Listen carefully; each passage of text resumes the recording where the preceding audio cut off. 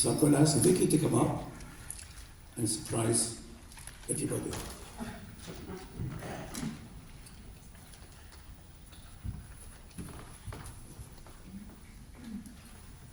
Many of you were at our vigil in Kelvin Grove last October, when my introduction to our next speaker was drowned out by a baying mob of Israel haters who disrupted our peaceful vigil. So I'd like to read my words again as an introduction to our next speaker. 7 years ago, a 15-year-old young man called John White started coming to our Glasgow Friends of Israel stall. John lived in the East End of Glasgow, where very few of his classmates would have known anything about Israel, far less have had a keen interest and love of the country.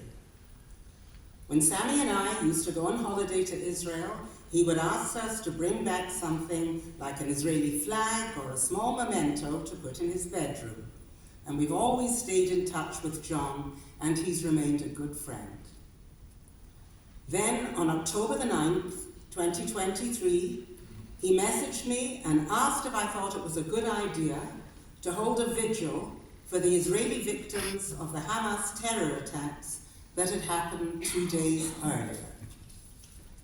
It only took John a couple of days to plan the candlelight vigil, to arrange a police presence, speak to the press, invite the speakers, and advertise the event on social media.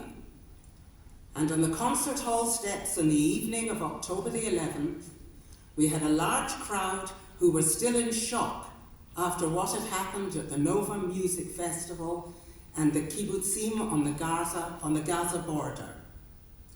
And in what was to be one of the first vigils of its kind in the UK, we all stood together, comforted each other, and cried as we lit candles that evening at the top of Buchanan Street. John first spoke at one of our events when at 16 years old, he was a speaker at our GFI annual conference. He spoke about his charitable organization and his Zionism.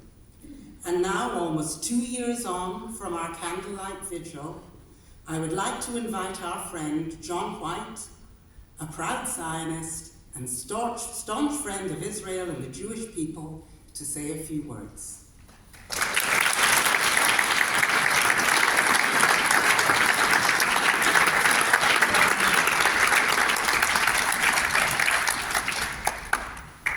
Good morning, everybody.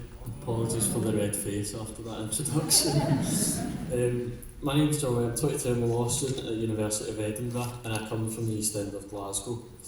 A place that teaches you really quickly to know who you are and to speak up when it matters. And that's why I'm standing here. I'm not Jewish, but I am, without any apology, a Zionist.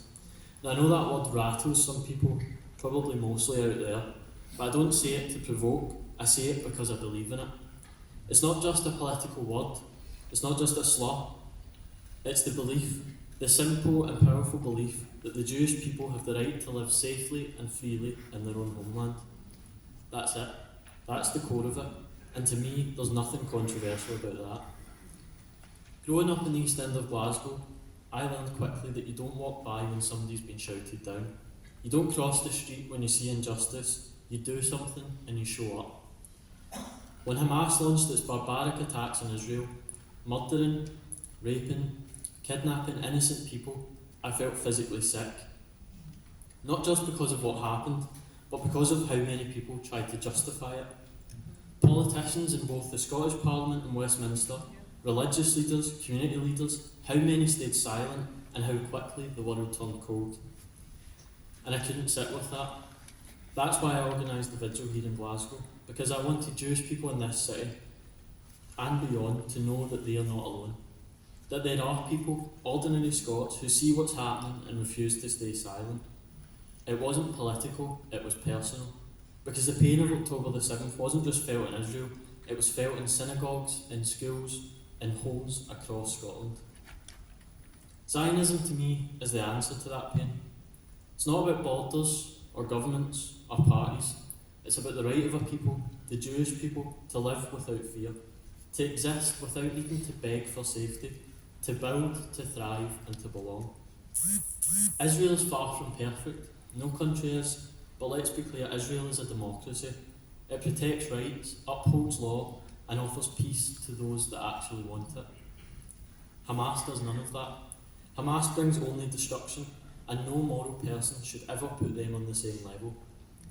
I'm proud to support Israel, not because I follow every policy or agree with every decision, but because I know what it means to stand beside people when they need it most. We live in a time where cowardice often dresses up as nuance, where hatred hides behind slogans, where good people are afraid to speak. But I won't be afraid. I stand with Israel because I stand with human dignity. I stand with Israel because I know what terror looks like and I know who commits it. And I stand with Israel because it's the right thing to do. So let's remember why we're here. To stand with our friends, to say clearly and loudly, you are not alone. I'm Israel High. Thank you.